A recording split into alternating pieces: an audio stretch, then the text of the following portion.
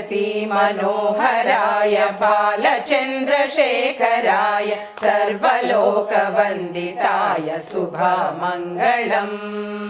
Parvati Manoharrai बालचन्द्रशेखराय सर्वलोकवन्दिताय शुभमङ्गलम्। भानुकोटिभास्वराय पालितेन्दिरेश्वराय दीनलोकबान्धवाय दिव्यमङ्गलम्।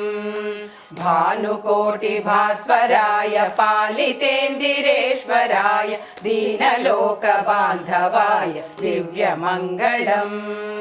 कालगर्भभञ्जनाय कलिजनैकरञ्जनाय नीलनीलकन्धराय नित्यमङ्गलम्।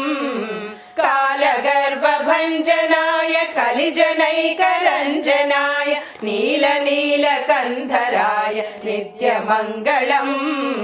Parvati Manoharrai बालचन्द्रशेखराय सर्वलोकवन्दिताय शुभमङ्गलम्।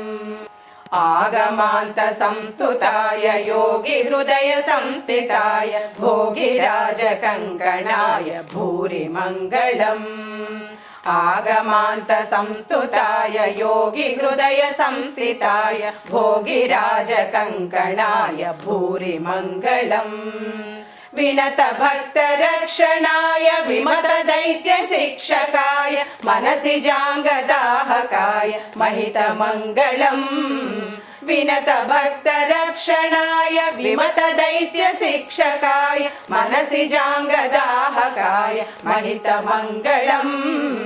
Parvati Manoharrai बालचन्द्रशेखराय सर्वलोकवन्दिताय शुभमङ्गलम्। सर्वलोकवन्दिताय शुभमङ्गलम्।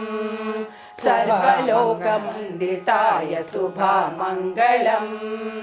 शुभमङ्गलम् शुभमङ्गलम् शुभमङ्गलम्।